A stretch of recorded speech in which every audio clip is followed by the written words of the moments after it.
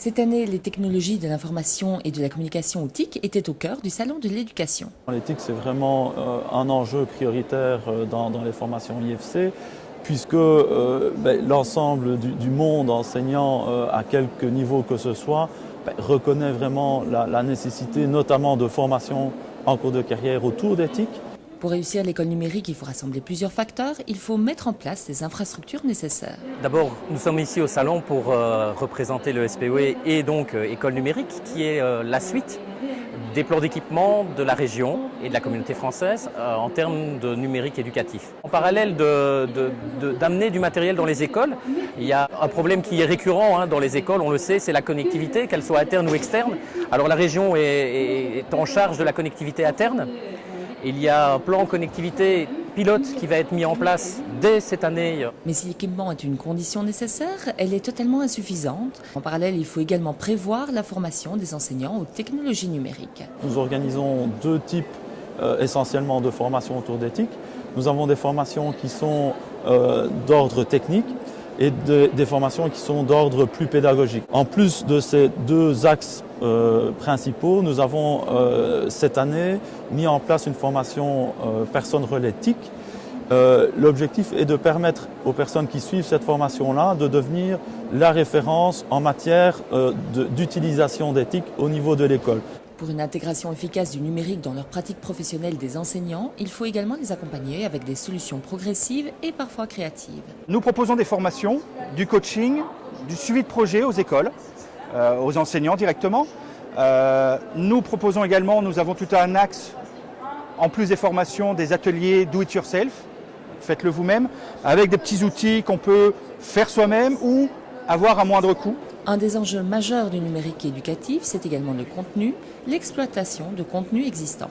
Alors enseignement.be, comme la plupart des enseignants le savent, c'est le portail officiel de l'enseignement en Fédération Wallonie-Bruxelles. Plus que le portail officiel, c'est vraiment un site de référence. On a plus de 1600 pages de contenu, près de 3 millions de pages visitées chaque mois. Donc c'est véritablement la ressource fondamentale pour tout enseignant, avec toute l'actualité sur le monde de l'enseignement, mais bien entendu tout le système éducatif qui est présenté, les informations sur la carrière et bien entendu des ressources pédagogiques en ligne avec des publications du ministère, la Fédération Wallonie-Bruxelles et toutes sortes de ressources pédagogiques utilisables librement en classe. Sur le site Wallang, donc www.wallang.be, on peut apprendre gratuitement les 4 langues. On peut passer un test de niveau dans ces 4 langues pour obtenir un niveau européen qui est reconnu dans toute l'Europe. Et en fonction du niveau, on va proposer une série de parcours à travailler. L'enjeu, c'est aussi et surtout la production par les enseignants de leur propre contenu. Donc Etiglis et Etimemo sont deux applications pour tablettes numériques, Android en l'occurrence, qui sont assez particulières dans le sens où elles sont d'abord inspirées de ce qu'on a appris aujourd'hui au sujet des neurosciences, qui essayent de mettre en application un certain nombre de principes qui faciliteront l'apprentissage. Alors elles sont assez sobres ces applications, mais elles ont aussi une autre caractéristique assez originale, c'est qu'elles impliquent très fort l'enseignant. Elles vont permettre à l'enseignant de placer à l'intérieur d'une application tablette des contenus qui sont proches de sa classe. La production de contenu, cela concerne enfin tous les acteurs du processus d'apprentissage, dont les étudiants. Ce qu'on a voulu faire, c'est une plateforme qui est centrée sur l'utilisateur, qu'il soit enseignant, qu'il soit formateur. On veut vraiment donner à l'utilisateur la possibilité de travailler efficacement avec cette plateforme. Pour l'utilisateur, disposer d'un véritable environnement personnel d'apprentissage dans lequel il peut construire son apprentissage. Pour le formateur, un véritable outil de travail au quotidien. Le véritable enjeu, ce sont les pédagogies actives.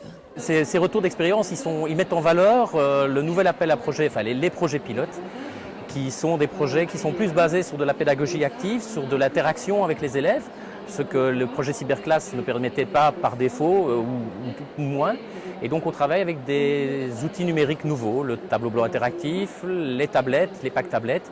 On travaille sur des plateformes à distance, on travaille la classe inversée, voilà, des nouvelles pédagogies qui sont intéressantes et à destination des enseignants particulièrement.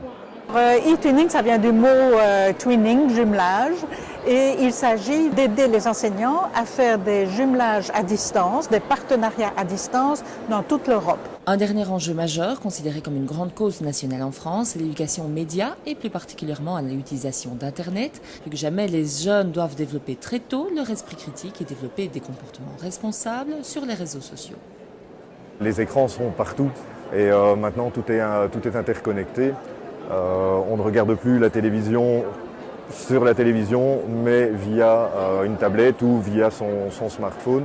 Donc on a vraiment accès à l'information rapidement, partout, à toute l'information, qu'elle soit correcte, pas correcte. Et donc l'importance de l'éducation aux médias, justement, c'est de rendre, c'est surtout les jeunes qui ont accès le plus facilement à ces différents supports. Donc c'est vraiment de les rendre attentifs à ce qu'ils lisent, à ce qu'ils visionnent, de façon à ce qu'ils ne se fassent pas, entre guillemets, avoir. C'est-à-dire qu'ils gardent toujours un regard citoyen. Donc voilà. Et de la même manière, les jeunes maintenant sont également producteurs. Non seulement ils reçoivent l'information, mais maintenant ils ont des moyens tout à fait simples et rapides de mettre l'information en ligne. On pense à Facebook, mais il y a d'autres moyens maintenant, YouTube, etc. On filme dans la rue, on met ça. Voilà. Et là, il y a quand même toute une série d'informations qu'ils doivent connaître, notamment, simplement, les droits. On ne peut pas filmer quelqu'un et diffuser ça sur Internet